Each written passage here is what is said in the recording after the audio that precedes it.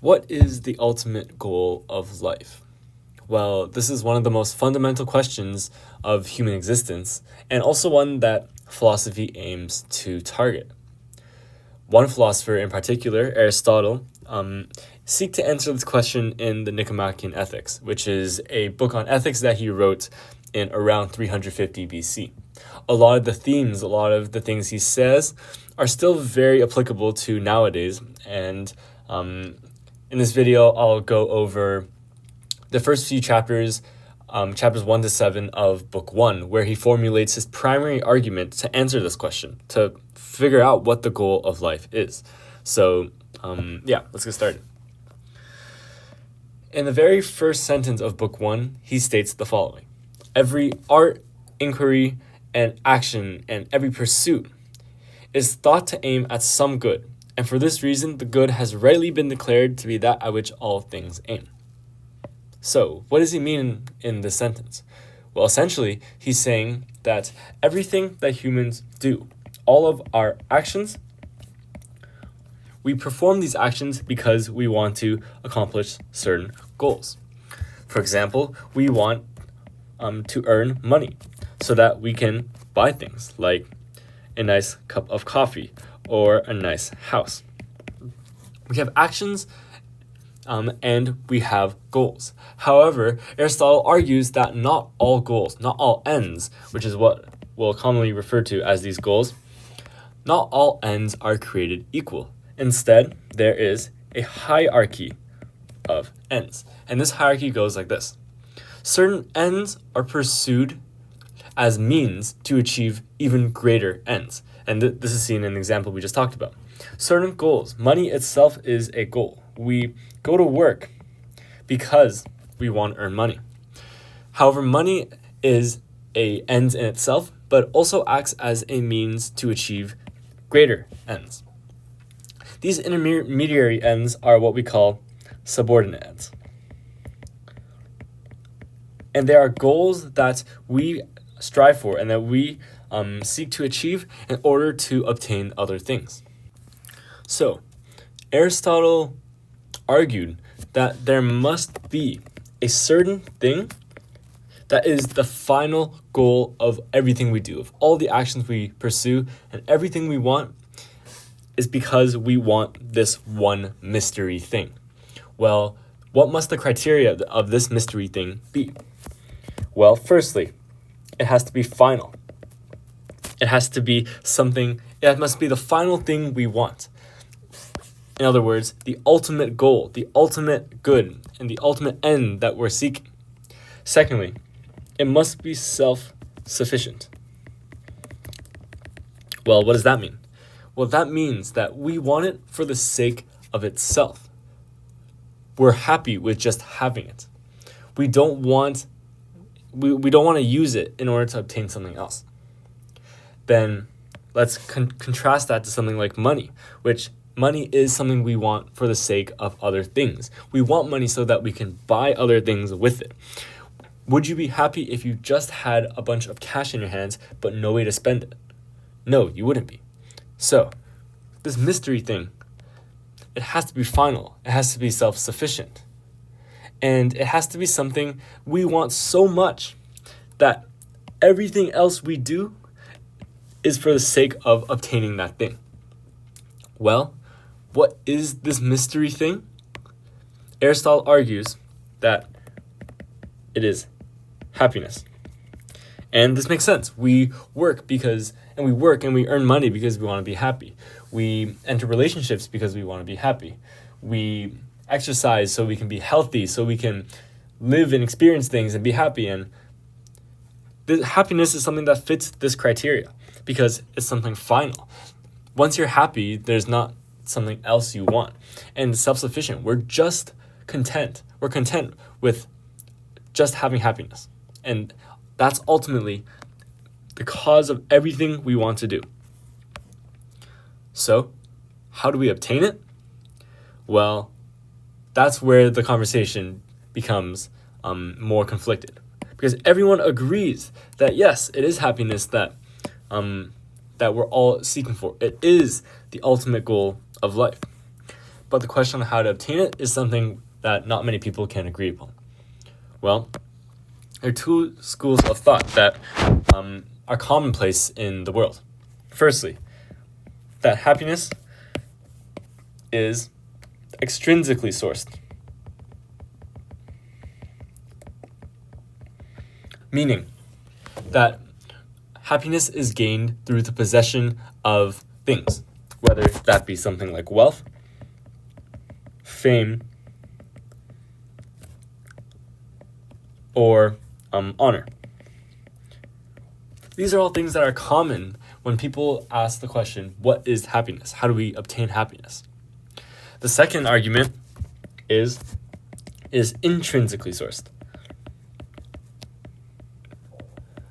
meaning it's something that we do for its own sake and not as a means to another end. And it in itself is happiness. So we still haven't answered the question, what is happiness? But in classic Aristotelian fashion, he addresses what the wrong answers are first. He doesn't tell us what it is, he tells us what it isn't. Well, firstly, wealth is not happiness. Well, why is that? Because wealth serves only as a means to get something else. Like we said before, our money can be used to buy us a house. It can be used to buy us a car. But it's not desired for its own sake. We don't want money for its own sake. And the things that we do buy with it, we want for the sake of something else as well. We want a car so we can drive somewhere, and we want to get somewhere so we can do something else, so we can do something else, so we do something else. It ends up becoming a never-ending cycle that is illogical in nature. So because of that, wealth can't be what happiness is. The second thing is pleasure. And Aristotle says, this isn't happiness either. Well, why is that? Well, he says that pleasure is something that's befit for animals, which rack rational thought to the extent of humans. And all simple creatures can hope for is to feel instinctual pleasant feelings, like feeding and mating, etc. But human beings are capable of greater heights of happiness that are more profound, more lasting, that aren't just simple rushes of dopamine. So he says this can't be it either. What else does he say isn't happiness? Honor, or in a more modern sense, recognition or status or fame, or any of these things. Why? Well, he says it's because it comes from other people. And other people can take this fame and reputation as quickly as you gained it in the first place. Think about all the people, all the celebrities that quickly fell out of touch with the public and were stripped of their fame whether they deserved it or not. And finally, Aristotle says the possession of virtue, of good character, of good qualities, that's not happiness either. Well, why is that? You can be courageous, you can take initiative, you can be caring, but there's a difference between being something and actually exercising it, of actually doing it in your life. Because possessing virtue but not exercising it is comparable to being asleep your whole life. So that's what Aristotle says. The thing is, we still haven't answered the question of what is happiness. Well, Aristotle says happiness is the greatest good for a human. Well, obviously, yeah, that doesn't answer our question, and that's an obvious statement. But he uses this to prove a point. Well, he says whatever is good for something is whatever helps it achieve its function well. So let's think about that. Let's take, for example, an air conditioner. And let's think about what helps this air conditioner achieve its function well. Well, what's the function? Well, the function is to take in hot air and spew it back out as cool air. So what helps it achieve that function? Well, we can change the filter. We can clean it. We can do a bunch of different things to help it achieve its function well. Well, Aristotle uses the same logic to deduce what's good for a human. What helps a human perform its function well? Well, the question is, what is the unique function of a human? Is it nutrition and growth? Is it eating and growing and obtaining nutrients? Well, Aristotle says it's not that, because even plants do that. So it's not unique to human. Well, is it using the senses? Is it perceiving? Is it smelling the things around you? Well, Aristotle says it's not that either, because animals can do that. So what is the unique function of a human? Aristotle says it's rationality. Being able to use reason and rationality and critical thinking and judging what's right or wrong in a situation. That's important. Right and wrong. As far as our knowledge, this is unique to humans, as plants can't do this, and animals are largely incapable of making these judgments to the same degrees as human. So, how does a human exercise rationality well? Well, that means being able to deduce what's right and what's wrong. In other words, by exercising virtues. By doing good things, by building good character, by doing the right things, this is what it means to perform rationality well.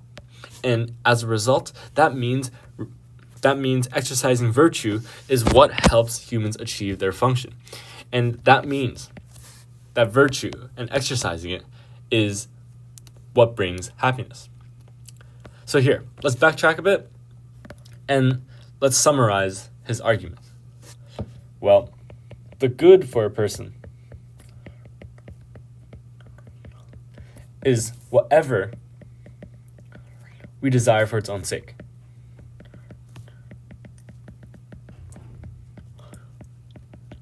And the thing that we desire for its own sake is what we said, it's happiness.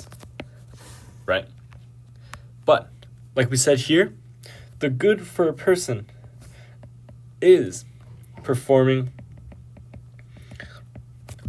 actions unique to humans well.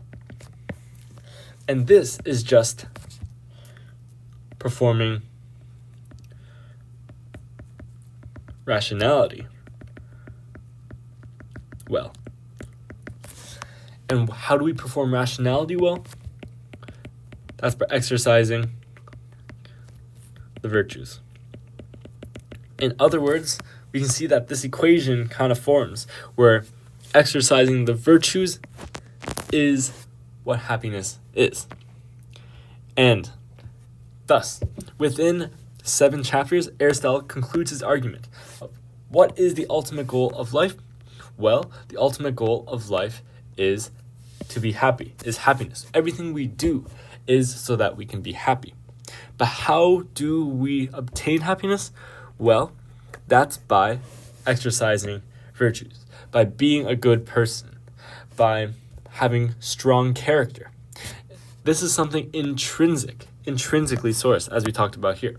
It's not something that's extrinsic, which undergoes an infinite loop of wants and needs and desires. Rather, it's something that we can have with us at all times, no matter where we are. Even in the worst situations, we're always able to be a good person. We're always able to use our moral judgment, and we're always able to use our rationality well.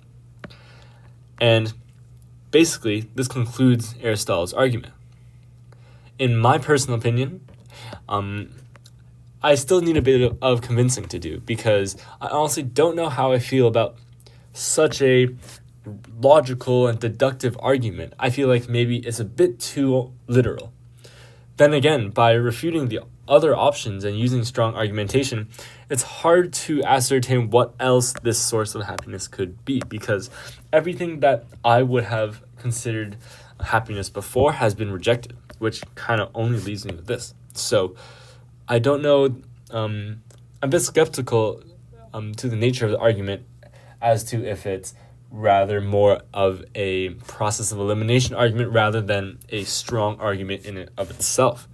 However, I do see how it's a strong argument, but I feel like in the later books, of which there are 9 more, this theory will be elaborated on, and I'll be able to expand this mind map of what happiness is and see if I can really internalize it and understand it.